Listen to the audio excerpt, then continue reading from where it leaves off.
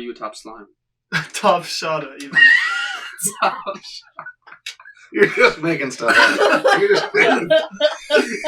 Hey, on GD, bro. Yeah, Yes. Special video. 2 guys that picked up at the gym today. Yes. Right.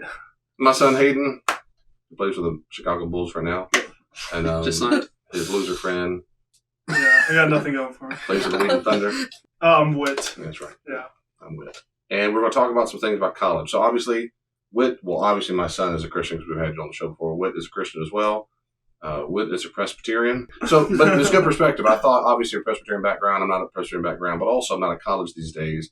And I thought we'd just spend a few minutes time talking about what it's like being a Christian in college these days, for real, what's it like being in college, and also maybe talk about some of the ways you navigate dealing with people who are a different Christian kind, but also those who are not. We talked a little bit upstairs about how in this day and age, the culture of being a Christian might be a bit different. So I'm curious if you had to qualify that. What's it like being a Christian in college these days?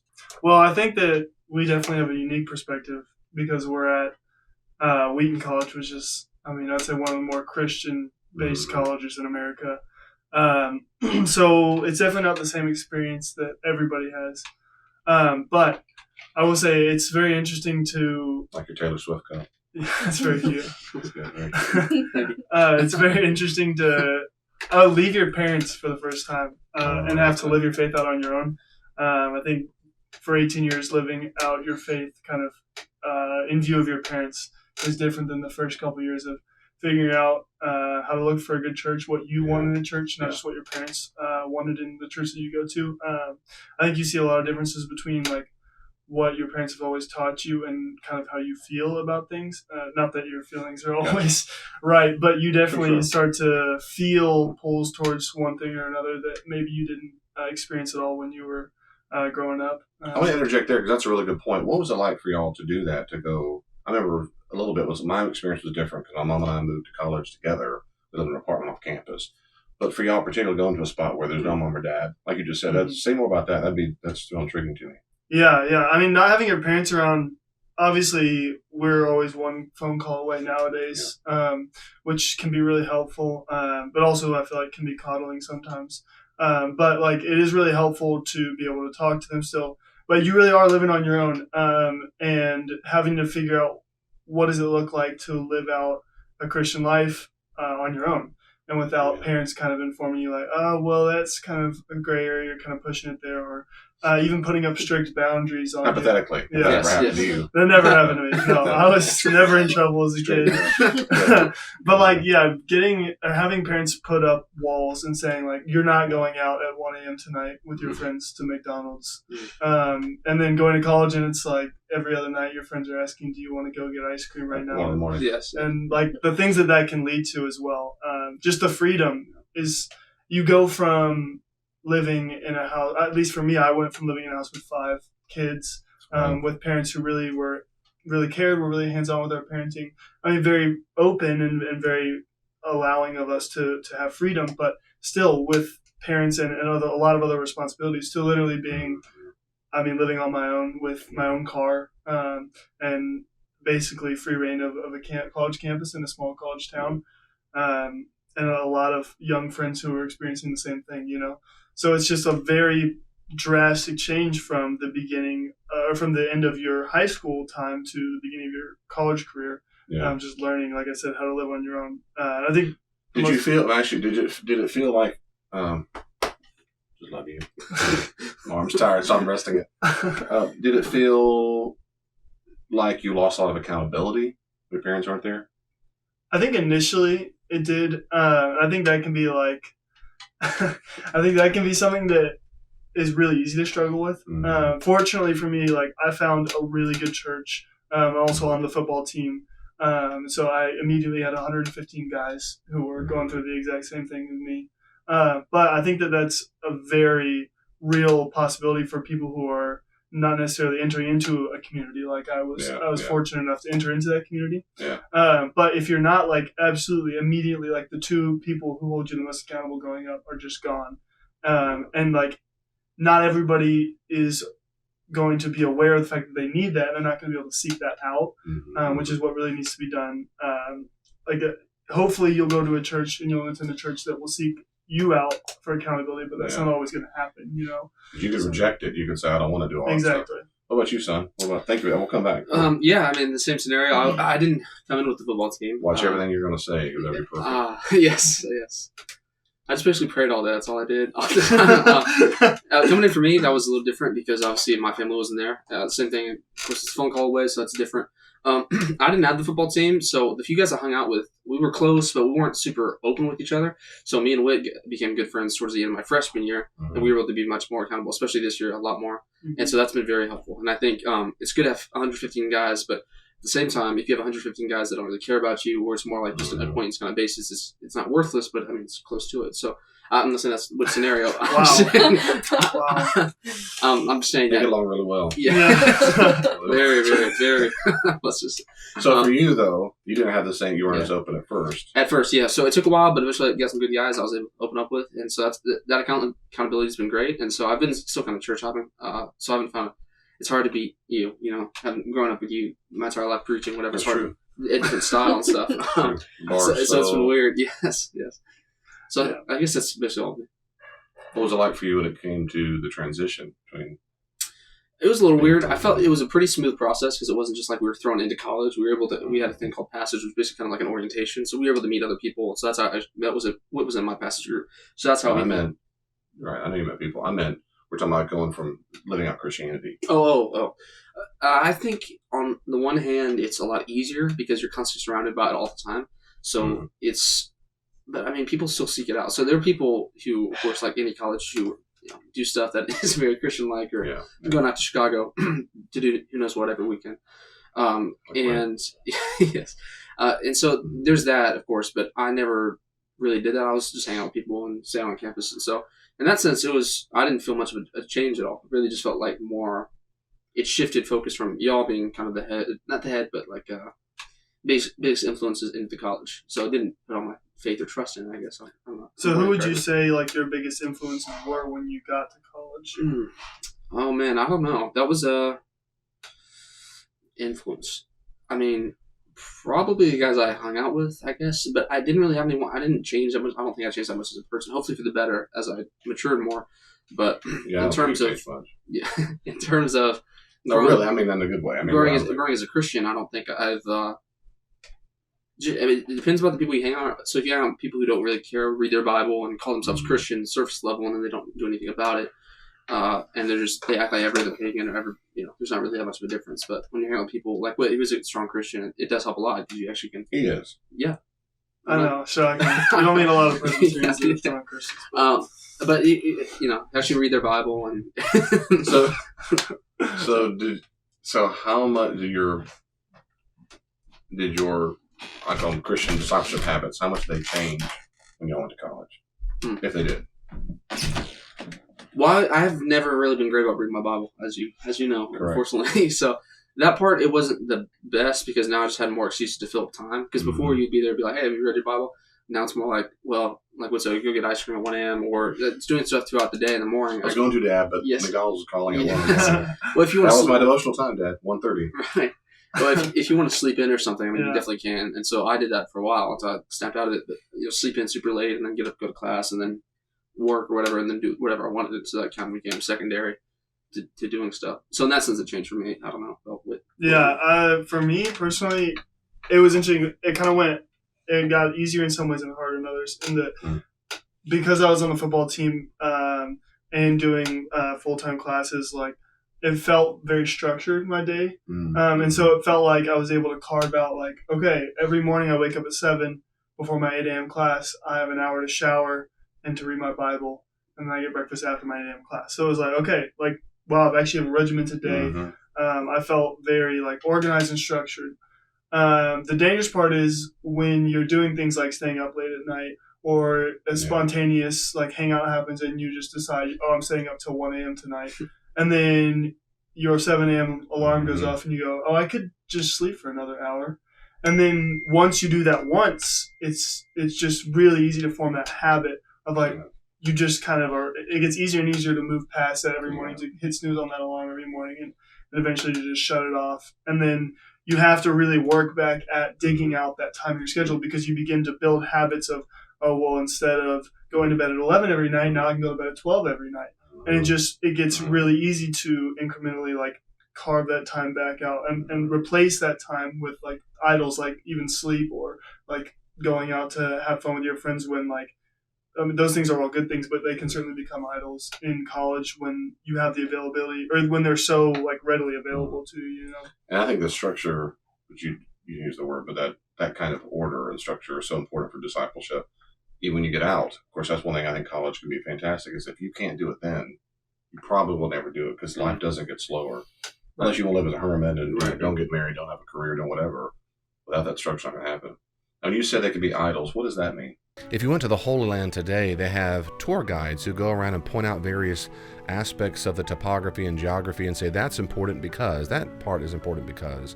It can be overwhelming if you've never done it before, but it's very helpful to have a tour guide to let you put your attention on where you're supposed to be looking in that very moment.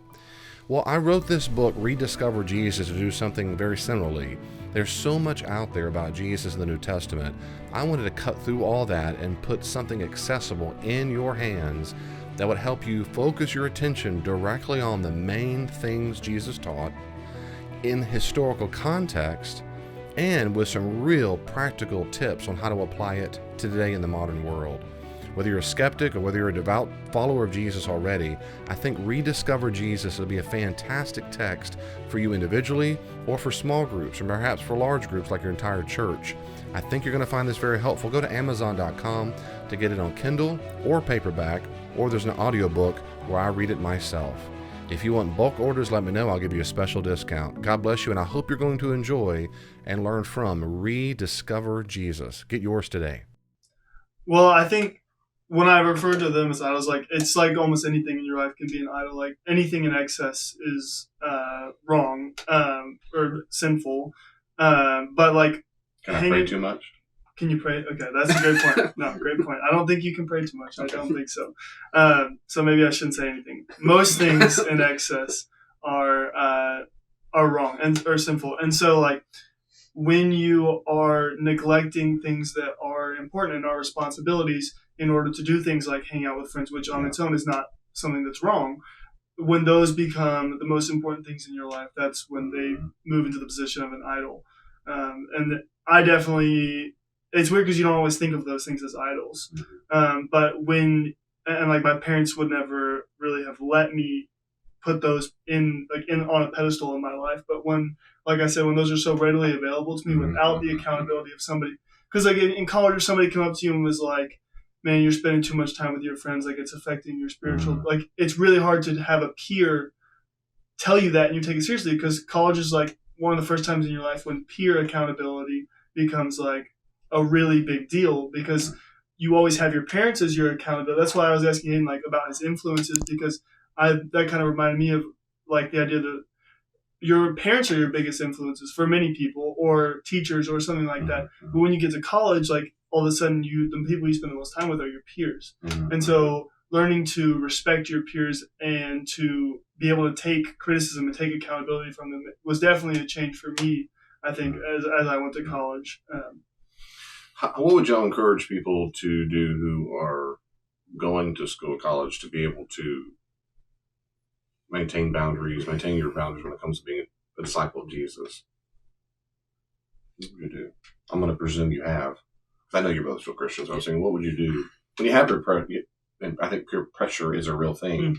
I don't think everyone responds to it the same or has the same difficulty with it. I think it's real, especially when it comes to college, because we all, as Homo sapiens pack animals, we want to fit into the peer group, no doubt about it. So what would be some tips you'd have, just, talking about short and sweet, of maintaining boundaries of, I'm still a Christian, and I don't want to do that? I'll say it really matters where you put your value in or put your faith in. So if your faith is with, it's shallow, right? It's just, I'm a Christian, I go to church. That can easily change because you just stop going to church, or you hang out with people who don't go to church, and so you don't value it as much. But if you actually are a Christian that matters to you, you're a follower of Jesus, then I think it's a lot easier to kind of root out the people you're with. So if I'm hanging out with a bunch of people and I can tell off the bat they're not Christians, or they claim they are, but they're not a good influence or something, so I can kind of stay away from them. And in this sense, I can still be Christian towards them, but I'm not going to hang out with them and spend a lot of time with them and rely on them. And we had several conversations about that, which is great. because Hayden does a good job of judging everybody he meets. Like he just immediately writes them off like they're going to hell. Yeah. I'm proud of him. He takes after his mom. It took me a while to get on the team side. For sure. Are you sure A you lot of are? bribery. Yeah. I don't even. Yeah, that's true. I don't even He know brings if I his am special projects home. yet. Oh, It's called a minefield. good. Yeah. That's This is why the He we're needs here. a Daddy Pendergrass. This is- Let's find it out. This is why this is really intervention. Okay. No, but for real, hey, we'll talk about stuff. And same thing in high school too. It happened. Yeah. Where you would meet people, which I think this is a good Christian thing to do. Which you meet a person, you obviously, like you said, you're going to act like Jesus the best you can toward them. But not everyone who even claims a name acts like it all the time. They might have serious habits with which you disagree, and you don't want to hang out all the time to say, well, I'm not going to. Right. To be your friend, if I got to go to the club all the time, or if I be your friend, I got to hang out at the bar, well, then I don't want to be your friend. Because right. I don't go to temptation. No, I hear you, right? I would say the only major difference between setting boundaries out, in college rather than high school would be you really don't have parents or other people to kind of rely on. I mean, I guess you could, but you're just going to call them. It's not the same as that they're literally there with you. So, like what I was talking about, having your peers there who are actually good influences on you and or also strong Christians themselves can help you stay not conscious, but stay consistent in that way. Yeah. So I would say just if you guys looking for Christian peers. yes, absolutely, absolutely, and strong Christians too. And if they're not a strong Christian, they're a baby Christian, like Paul talks about. That doesn't mean write them off or say they're sinners and whatever. They're never worth anything or whatever. You can still hang out with them. Just don't go looking to them for help when you're struggling with sin or when you're really anxious about something. Don't go to them to be reliant on. Don't be reliant on them. So they couldn't provide what you need. What about you, Whit? What do you think it stands out as? Definitely tip to help? similar to what Hayden was talking about. I think like being intentional about seeking out community is really important. It's really easy to isolate yourself in college, whether that's because of work or because you want to play video games all day or whatever. Like it just gets really easy to isolate yourself. And so the number one thing I would say is find a church.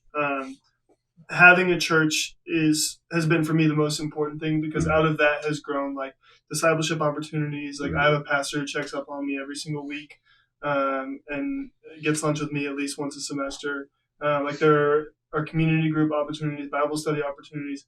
Those are all things that many people were able to get in high school because their parents were like, this is the church we go to, this is what we do. And you figure it out from there. Like your parents are like, okay, there's youth group tonight, you're going to that. But like when you get to college, it's really easy to sleep in on Sunday morning. It's really easy to do that. And it's really easy to just not put in the effort that it genuinely takes to find a church that is the right fit for you. So I think the number one thing for me was finding a church. I was really fortunate to find a church that I really cared about and I felt really cared for. And but from the church can come so many opportunities for accountability and discipleship that are going to be crucial to maintaining the faith that you want to maintain as you live college life. Yeah. Girls. I know, but then there's no.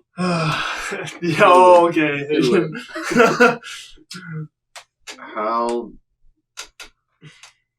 do I avoid them? does he's got a lot of tips on that. 5 top 10 easy. How do I get ways. them to run away from you? Yes. My top 5. Wow. I got top 15. Yeah, at least 15 points. What obviously you don't share anything autobiographical, you don't want, but obviously sexual purity is going to be extremely difficult in this day and age, and certainly college. You don't have accountability in the same way you might in a smaller town with your parents or whatever. So how do y'all navigate that?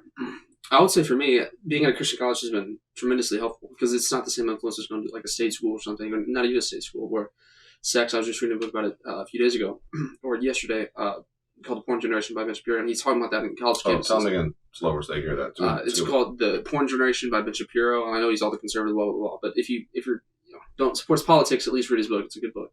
And what he's talking about is just on college campuses, just basically having sex with everybody is rampant. It's the common practice. Everybody does it.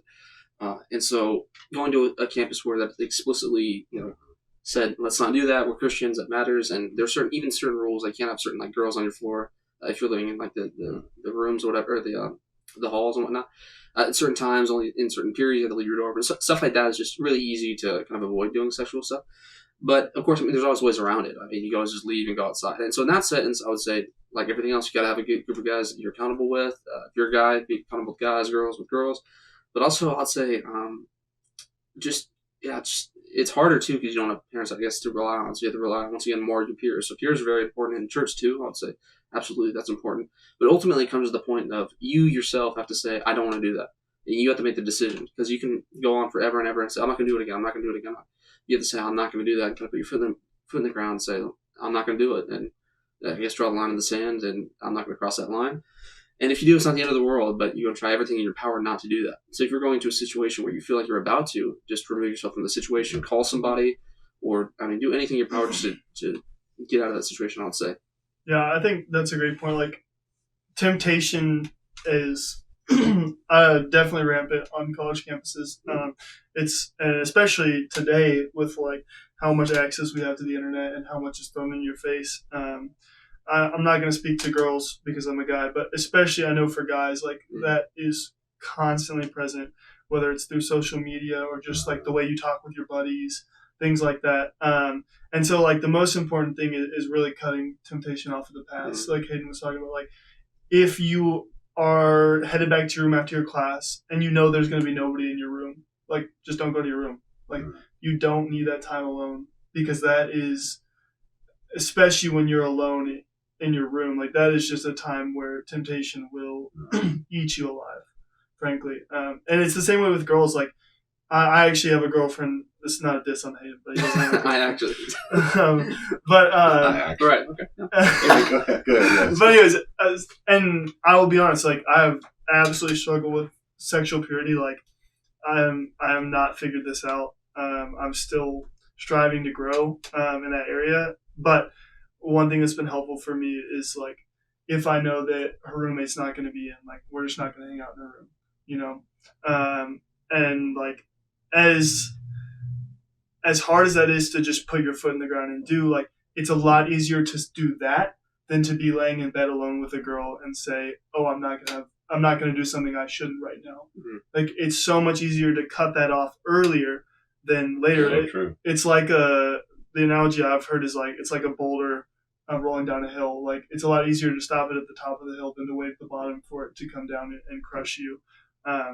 So just making wise decisions like that and having people in your life who can hold you to that, like a roommate who's saying, you're like, I'm going over to my girlfriend's place, and they're like, what are you guys gonna do?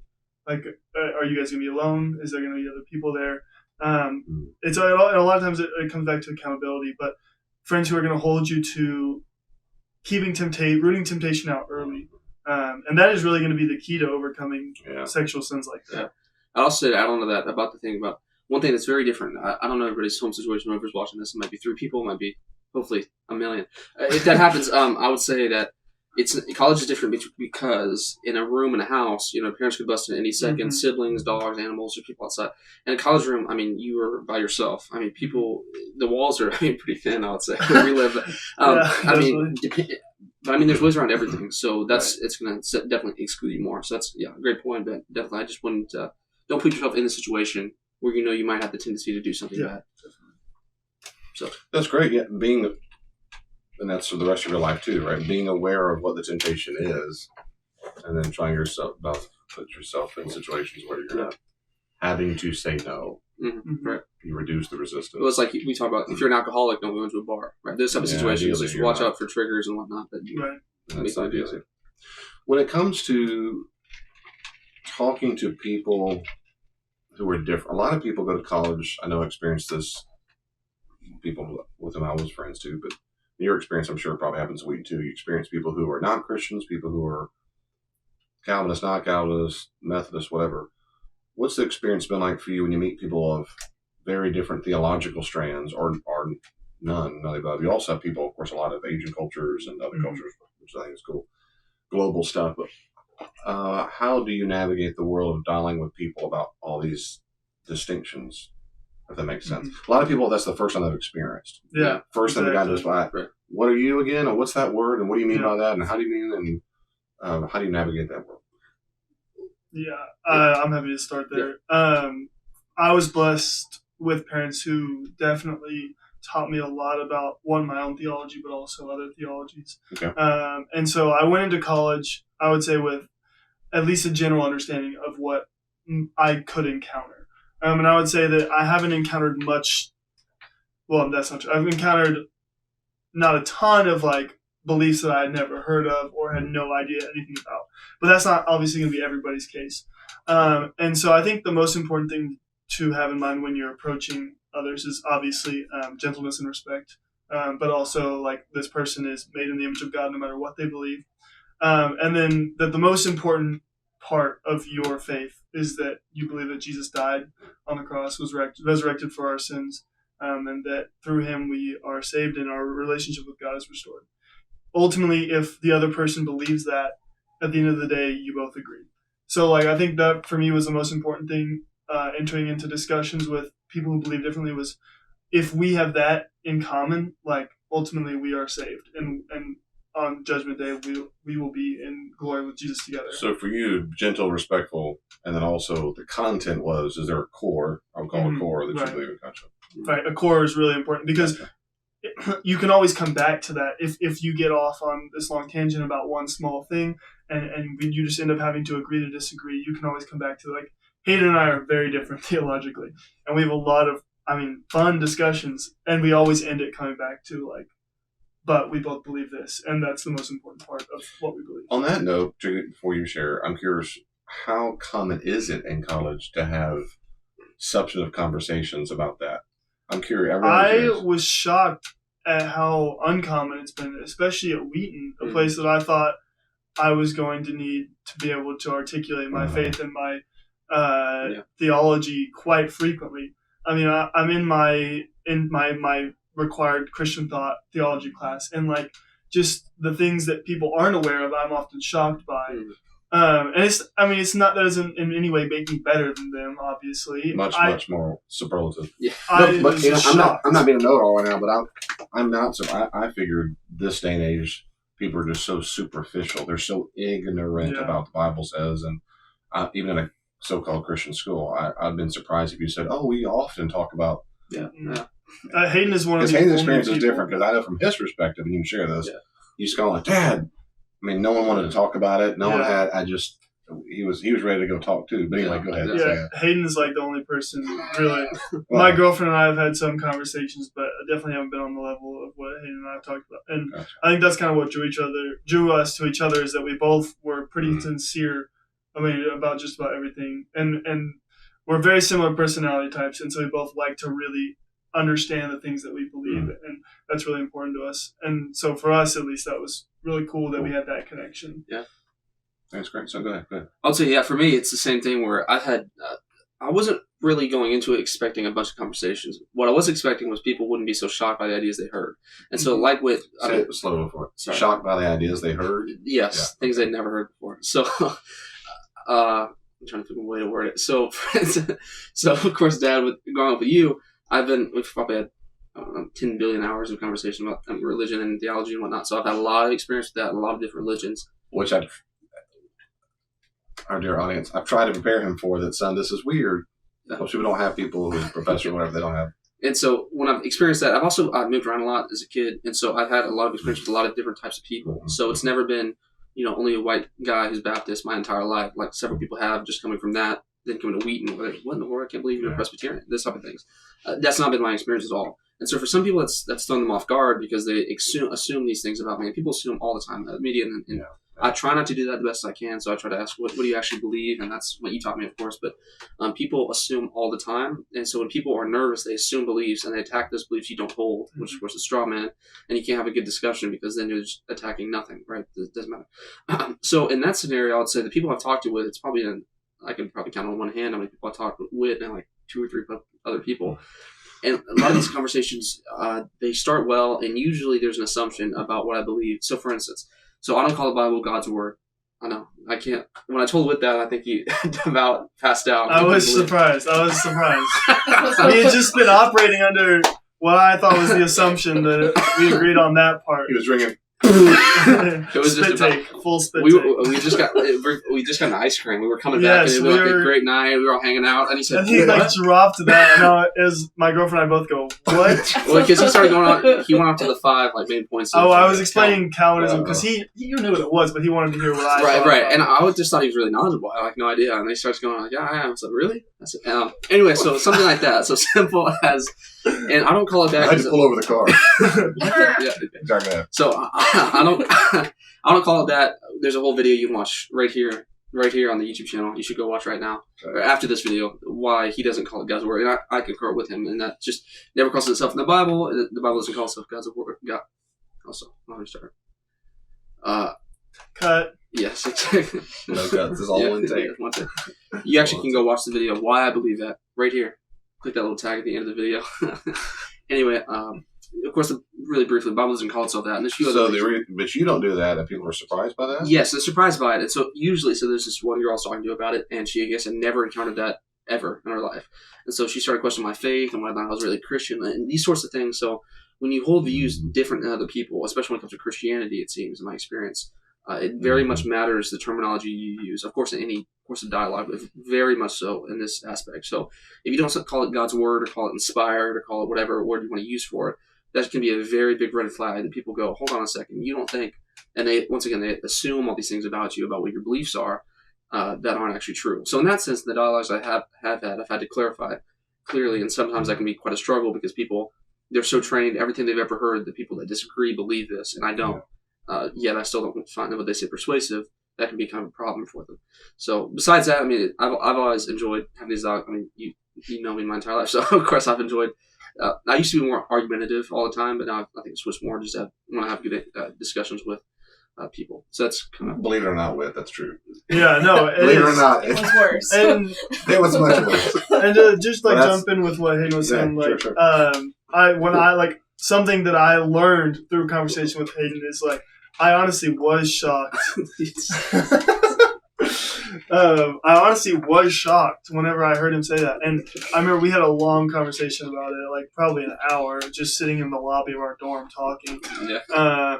And I remember he left, and Tessa, I was looking at my girlfriend, and I was like, I don't know if he's saved. Oh my gosh. And I mean, that was the second time that year I had the question posed on me. Yeah. But I was genuinely, I was just so shocked. But it was so true that what I was doing is I instead of asking questions about what he believed, I had just been attacking what I assumed he believed. And when I figured that out, and when I was able to actually understand, have clarity on what he actually believed, I was like, okay, that's not crazy. I disagree with you. I think you're reading it wrong, but I understand where I could see myself going to that point if I had been raised the same way and if I read scripture the same way you did. And so, I think approaching it with that mindset, and rather than trying to prove why you're right, trying to understand somebody else's viewpoint, is first off something the whole world would really benefit from nowadays, but also, myself included, for sure, but would also have helped for us to, in that conversation, for that to have gone better the first time, for sure. He tried to attack me, but besides that. So when you think about what you just said, that if I was raised with that belief too, I'd believe it too. Is that why you believe that? Oh, no. I mean, part of it is, of course, I think it matters very much how you're raised. And so in that sense, I would say that's very important. So a lot of people, they don't really know what they believe. They just believe it because their family does. And so that's a lot of Christians. I mean, that's about any particular religion. Mm-hmm. That's very dominant, and that, sadly. The reason I believe the things I believe is because I have done research on it. So I've talked tons of conversations with him, asked him a lot of questions, and Dad's a smart guy. And so I've done readings. I've listened to some Presbyterian people, and to me, I just don't. Just like Presbyterian people. Yeah, Presbyterian. Just me. I'm a scholar, so lots of YouTube videos. Presbyterian people. Just one of them. I can't on mine. All your stuff. But anyway, no, I'm not to make you defend or describe all these beliefs right now. Mm-hmm. I'm also curious too, but I hear what you're saying. So I take from that. It's not that common for people at college these days to have theological conversations. No.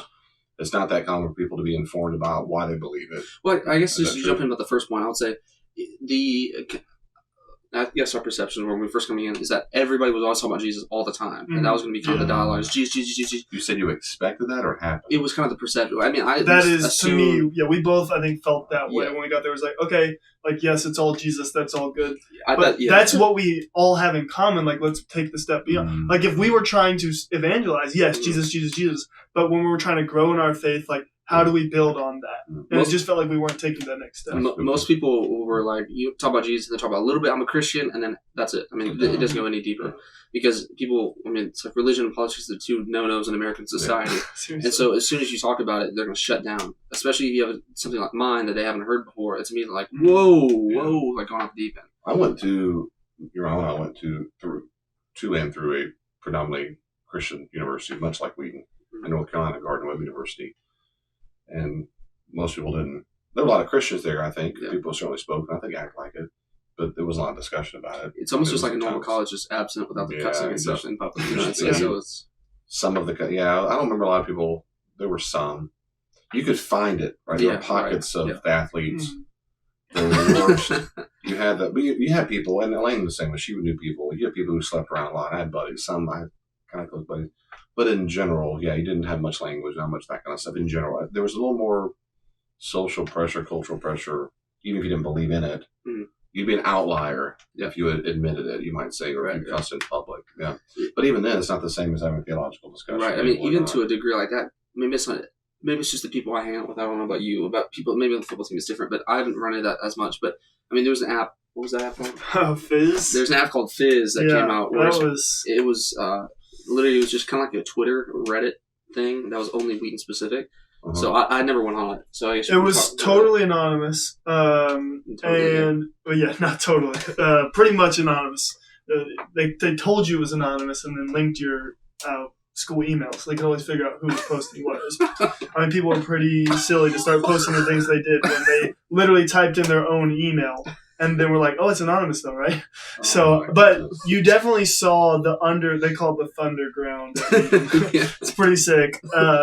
Ragers. Lots of Ragers. I like that. But you definitely saw that underbelly of Wheaton, like you saw the partying, like how many people on there were like, I can't wait to go home and smoke weed tonight.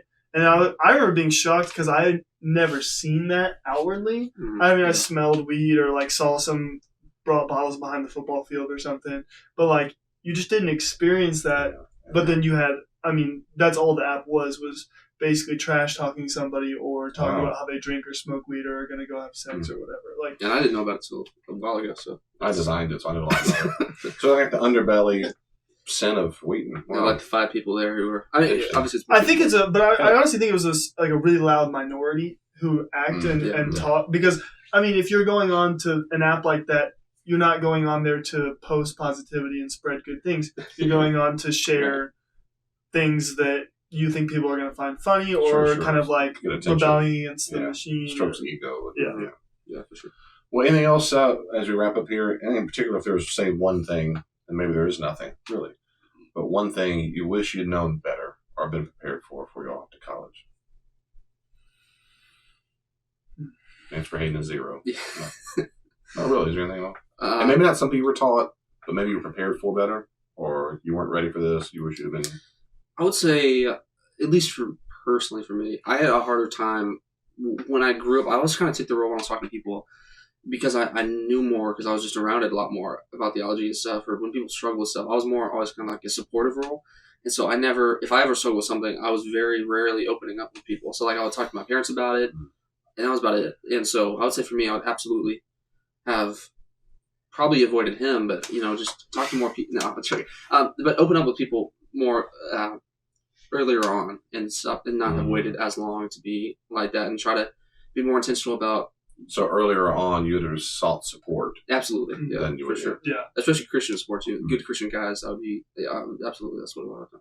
Yeah, I think the relationship that we have is really important to both of us, maintaining like a healthy Christian lifestyle. And so I think that kind of ties into what I was going to say is I wish that I had been maybe taught to be more intentional going into college. I think that's something I'm still having to really grow into.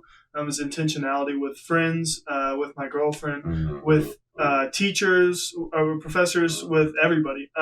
Intentionality is just such an important aspect of community. It's one that is certainly underperformed. Like when you meet an intentional person, it's significant because there just aren't a lot of people that are extremely intentional in their relationships. I think Hayden will tell you he's a lot more intentional in ours than he knows that I care just as much about him as he does about me, but he's much more intentional than I am. And I definitely feel the effects on my end where I genuinely feel bad. I'm like, man, I don't reach out to him as much as he does. And I fortunately, know other friends. That's that's also true. He has no other friends. That's also true. That's also true. I'm desperate. He's actually That's that's covered. he's just- Desperate intention. No, but Once he started on the Riz app, it all went down. the Riz app. That's crazy. The Rizzle. But he has been really caring to me and really kind to me, and that like even though I'm still working on that, he's been able to be there for me. But I've seen with my teammates on the football team, like there are a lot of guys that I am just not close with because my freshman year, like I expected people to come seek me out, and I wasn't sought out, and so I stayed by myself. And I'm pretty introverted, so like maybe I'm just more prone to that. But I wish that I had been able to be intentional with that and not been worried about what that was going to look like, because intentionality of other guys with each other is what led to the close friendships that I now watch and say, man, I wish I had that. And Hayden's intentionality with me is the reason that we are still really close friends. So I've been really appreciative of that. And I wish that I had been able to be better at that when I first got to college. So like, I guess to sum it all up, like getting to college, like disregarding how you think you will look if you were intentional with people. Because if somebody doesn't appreciate your intentionality, that is probably not somebody that you want to be super close with. So like making that first step, following up with a person, even if they haven't responded in a couple of days, like saying, hey, like let's do this, let's grab lunch, like let's hang out. And if they don't want to, like you just move on, and that's the end of it, and that's fine.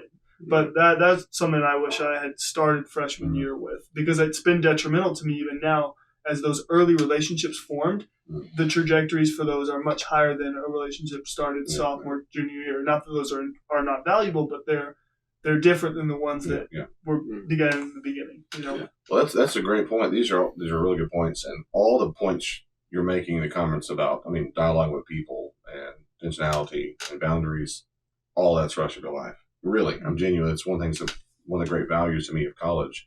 It is just ideal that's supposed to happen, and your parents are supposed to raise us to build character so that over time you're slowly given more responsibility. And college is that last step, basically, is can you wake up yourself? Can you shower yourself? Can you meet friends? Can you build relationships? Can you turn on assignments on time on your own? Because after that, kicking your rear end out. And then when that doesn't happen, obviously, it's a huge detriment for the individual. They don't learn that capacity to be able to trust themselves, to be able to take responsibility. I like the word intentionality because it is very common. It's not just you, as you know, but in human behavior, for so many people, they take a passive reaction to life. They're reactionary to life. If this happens, then I'll blank. If this, of course, that feels safer. It also gives me a lot of superiority. Do I complain when things don't work out the way I want? If someone didn't chase me, that's their problem. If I didn't get that job, it's because the job was stupid or mean, or if it on and on it goes. I can just sit back and feel confident I'm just an innocent victim all the time. And y'all's generation in particular, means it seems to be gotten worse. The studies demonstrate this. It's peaked at all-time high. The victim mentality, the entitlement, and so you are in a milieu, an environment where it is very social acceptable to be passive and then complain about it. Right. So I think it's fantastic. You're going to be more intentional. This is great. I hope and pray that, particularly if you're watching this, if you're in college, about to go to college, if you're a parent, if someone's going to college, hope pay close attention. This is good stuff. And I want to say how much I genuinely appreciate both of y'all. I know obviously my son, but just even as college students who want to be a disciple of Jesus in college or after your life is fantastic. And it is difficult. It is difficult. Discipleship is not always easy, especially in an environment where you have a lot of opportunity, even more so maybe now than you do probably when you do. Most people get out of college and married, life, whatever. It's difficult, and it can be difficult. So I just want to applaud your efforts and hope and pray that you keep doing it. Stay strong, keep courageous. When you fail, if you fail, God's going to be gracious, and that's for all of us, of course, but I think it's fantastic. Hope you keep doing it, and keep being intentional. Keep Taylor Swift alive because she's dying in popularity a lot. Yeah. Their R.I.P. tragic relationships. R.I.P. We would love to be sponsored by Taylor Swift. Yeah. Please. She's not dying. I'm kidding. Yes. Just real quickly, come on, let them see your face. Why? Because I just want them to see my It's a time precious capsule. baby. It's a time capsule. You want to see the largest Taylor Swift fan in the world? Whoa. Largest. That's bad joke. Widest. She is the biggest. Most Taylor Swift. ginormous. I can see you. Okay. Words don't do justice. That's just. Oh, Words don't do justice. Thank you. If I were a poet. You want to do the closing remarks? Subscribe to the YouTube channel, please. We're gonna have new videos coming out soon. Hopefully, it's gonna be great. That's right. It will Drop a be. like. Drop a like. We're almost at monetized. We need to be monetized. That's Hayden's The goal. next step. Next step. I need to pay for college. We're going to make pennies on this video. Hey, share with all your friends. Thank you so much for watching, and have a great day. God bless you.